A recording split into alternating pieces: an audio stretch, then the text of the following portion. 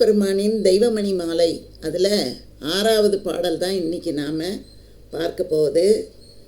காம உட்பகைவனும் கோபவெங் கொடியனும் கணலோப முழு மூடனும் கடுமோக வீணனும் கொடுமோதம் எனும் துட்ட கண்கெட்ட ஆங்காரியும் ஏமமறு மாச்சரிய விழலும் கொலையென்று இயம்பும் பாதகனுமாம் எழுவரும் இவர்க்கு உற்ற உறவான பேர்களும் என்னை பற்றிடாமல் அருள்வாய். சேமமிகு மாமரையின் ஓம் எனும் அருட்பதம் திறனருளி மலையமுனிவன் சிந்தனையின் வந்தனை உவந்த மெய்ஞான சிவ தேசிக சிகாரத்னமே தாமமொழிர் சென்னையில் கந்தகோட்ட துள்வளர் தலமோங்கு கந்தவேளே தன்முக துய்யமணி உன்முக சைவமணி சண்முக தெய்வமணியே என்று வள்ளல் பெருமான் பாடுகிறார். இவர் என்ன சொல்கிறாரு? இந்த உலகம் நம்மை எப்படியெல்லாம் ஆட்கொண்டு இருக்கிறது, நாம் எப்படியெல்லாம் நம்முடைய இறைநிலையை விட்டு விலகி கொண்டிருக்கிறோம், எதெல்லாம் அதற்கு நமக்கு காரணமாக அமைந்து நம்மை செல்ல வேண்டிய பாதையிலிருந்து வேறு திசை நோக்கி அழைத்து கொண்டு போகிறது என்பதையெல்லாம் இந்த பாடலிலே வள்ளல் பெருமான் மிக அழகாக நமக்கு சொல்கிறார். நமக்கு என்ன இருக்குது?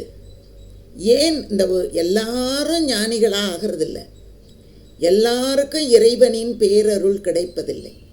ஆனால் எல்லாரும் சொல்கிறோம், நான் நல்ல கடவுளை வணங்குறேன், நல்லா இறைவன்கிட்ட வேண்டிக்கிறேன், ஆனால் எனக்கு ஏன் எதுவும் கிடைக்க மாட்டேங்குது, ஏன் கிடைக்க மாட்டேங்குதுன்னு இந்த பாடலில் உனக்கு சொல்கிறாரு. நீ தேடிப்பாரு அப்படிங்கிற ஒரு விதத்தில் இந்த பாடல் அமைந்திருக்கிறது. காம உட்பகைவன், நம்ம உள்ளத்துக்குள்ளார ஒரு காமம் இருக்குல்ல, இந்த காமம் அப்படின்னு சொன்னால் காமம் என்பது பேராசை அப்படிங்கிறது தான் பொருள். கிடைச்சது பத்தாது பத்தாது பத்தாதுன்னு இன்னும் வேணும் இன்னும் வேணும் இன்னும் வேணுங்கிறது. இந்த காதல் இன்பத்தை மிக அதிகமாக காமத்தில் வீழ்வது, அதாவது இல்வாழ்க்கையில் அந்த காமம் என்று சொல்லக்கூடியது என்ன சொல்கிறது அப்படின்னா, ரொம்ப ரொம்ப ஆசைப்பட்டு அது உள்ளாரையே இருக்கிறது, அதிலிருந்து வெளிவராமல் இருக்கிறது. அது என்ன ஆகிறதுனா உட்பகையாக உனக்குள்ளேயே இருக்கிறது. ராவணன் அப்படி தான் சீதையை கவர்ந்தபோது காமத்தின் காரணமாக கவர்ந்து சென்றான் அப்படின்னு சொல்லி அது உட்பகையாக மாறி அவனையே வேரோடு அழித்து விடுகிறது. அப்போ சீதை என்ற ஒரு அந்த காமம் அந்த பெயரோடு உள்ளத்துக்குள்ளே நுழைஞ்சிருது. இப்படி காமம் என்ற உட்பகைவன் உங்ககிட்டே இருக்கான், அது உன்னோடையே இருப்பான், நண்பன் மாதிரி இருப்பான், உனக்கு வேண்டியதை தர்ற மாதிரி இருப்பான். ஆனால் அவன்தான் உனக்கு பகையானவன். அதனால் காமத்தை நீ அதிகமாக கொள்ளாதே, காமம் கூடாது. காமம் என்ற அந்த பெரும் பால் உணர்வில் பெரும் பற்று இருக்கக்கூடாது. 2வது கோப வெங்கொடியோன், கோபம் வந்துருச்சுன்னா கண்ணு மண்ணு தெரியறதில்ல. இந்த கோபத்தின் காரணமாகத்தான் விஸ்வாமித்திரர் அந்த தலைமை ரிஷி என்ற பெயரை பெறவே முடியல, பிரம்ம ரிஷிங்கிற பெயரை பெறவே முடியல. கோபம் வந்து அவரோட தவமெல்லாம் கலைஞ்சு போகுது. இந்த கோபங்கிறது ஒரு கொடியவன். இந்த கோபம் நமக்கு வந்துட்டுதுன்னா நாமளாக இருக்கவே மாட்டோம். அதனால தான் இது என்ன பண்ணுது, கொடியவன். அவன் வந்து என்ன பண்ணிடுவான், நம்முடைய தன்மையை முற்றிலும் அகற்றி அவனுடைய தன்மையை நம்மீது ஏற்றி விடுவான். கோபவன் கொடியும் கணலோப முழு மூடன், அவன் ஒரு மூடனவன்.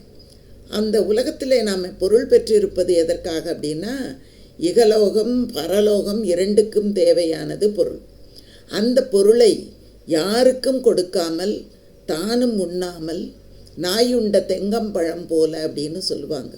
இந்த கஞ்சத்தனம், யாருக்கும் கொடுக்கவும் மாட்டான், தானும் சாப்பிடவும் மாட்டான், பார்த்து பார்த்து அழகு பார்த்து கொண்டே இருக்கக்கூடிய ஒரு மூடனை போல ஒருத்தன் யாருமே கிடையாது. பணம் அப்படிங்கிறது செலவழிக்கிறதுக்காக தானே நம்மக்கிட்ட இருக்குது. அதை செலவு செய்யாமல் பார்த்து கொண்டே இருந்தால் நம்முடைய தேவைகளும் நிறைவேறாது. அந்த பணம் எதற்காக உருவாக்கப்பட்டதோ அதனுடைய தேவையும் நிறைவேறாது. அந்த மாதிரி இருக்கக்கூடிய முழு மூடன். கடுமோக வீணன். மோகம் அப்படிங்கிறதும் அதுதான், காமம் தான், பால் உணர்வு தான். அந்த பால் உணர்வு அப்படிங்கிறது ரொம்ப கடுமையாக இருக்கும்போது அவன் தன் வாழ்நாள் முழுவதையும் அதிலேயே கழித்து விடுகிறான். அப்படிங்கிறதுனால அந்த மோகமும் கொடு மதம் என்னும் கண் கெட்ட ஆங்காரி.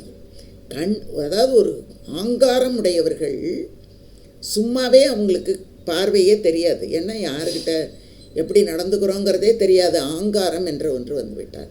அது கண் இல்லாத ஆங்காரம். அது எப்படிப்பட்டது அப்படின்னா கொடு மதம் என்னும் துட்டம். இந்த கொடுமதம், மதம் ஆச்சரியம்னு சொல்லுவாங்க.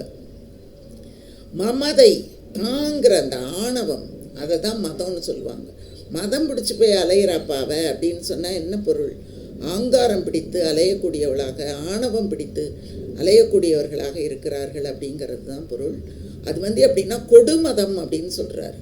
கொடுமையான, கொடுமை செய்து கொண்டிருக்கிற, இன்னும் கொடுமை செய்யக்கூடிய அளவிலே 3 காலத்துக்கும் நம்ம இட்டு செல்லக்கூடிய அந்த கண்கெட்ட ஆங்காரி, அந்த ஆணவம் என்று சொல்லக்கூடிய ஆங்காரம் தாங்கிற அகந்தை இருக்கிறவன் எந்த உச்சத்துக்கும் போவான். என்னால் முடியும், நான் என்னையா அப்படின்னு நினைக்கிறவன் எந்த உச்சத்துக்கும் போவான். அதை தான் அவர் சொல்கிறாரு, ஆங்காரியும் ஏமமறு மாச்சரிய விழலும். அப்போது இந்த பாதுகாப்பு அப்படிங்கிற ஒன்று இல்லாமல் இந்த மாச்சரியம், பொறாமை அப்படிங்கிறது தான் மாச்சரியம் அப்படின்னு சொல்லுவோம். வஞ்சம், பழி, பொறாமை, இது எல்லாமே பொறாமையின் காரணமாக தானே வஞ்சம் வருகிறது. வஞ்சத்தின் காரணமாகத்தானே பழி செய்ய நாம் தூண்டப்படுகிறோம். அப்போ இதற்கு அடிப்படையாக இருப்பது அந்த பொறாமை தானே. அந்த பொறாமை என்று சொல்லக்கூடிய பயனற்ற ஒன்று அது. அது என்றைக்கும் நமக்கு துன்பத்தை தான் தரும். அப்படிப்பட்ட விழலும் கொலை என்று இயம்பும் பாதகனும். இந்த கொலை, பாதகம் எல்லாம் வரிசையாக செஞ்சுக்கிட்டே வருவான். கடைசியில் அது எங்கே கொண்டு வந்து நிறுத்தும்னா கொலை என்ற ஒன்றிலே கொண்டு வந்து நிறுத்தும்.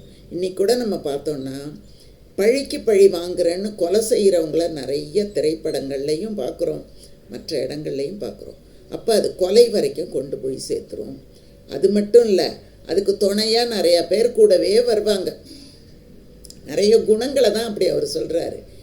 7வரும் இவருக்கு உற்ற உறவான பேர்களும். இந்த 7 பேர் இல்லாமல் இவங்களுக்கு உறவாக இருக்கக்கூடிய மற்ற துர்க்குணங்கள், கெட்ட குணங்கள், கடுகடுன்னு பேசுறது, எரிச்சலாக இருக்கிறது, யாரையும் மதிக்காமல் இருக்கிறது, இந்த மாதிரியெல்லாம் நம்ம சொல்கிறோம்ல, வேண்டாத குணங்கள். பொய் சொல்கிறது, ஏமாத்துறது, திருடுறது, பஞ்சமா பாதகங்கள்னு சொல்கிறது, இது எல்லாமே இதுக்கு உறவு தான். எல்லாமே இதோட சேர்ந்தது தான். இந்த மாதிரி கெட்ட குணம் நமக்கு இருக்கான்னு நம்ம ஒரு தடவை பார்த்துக்கணும்.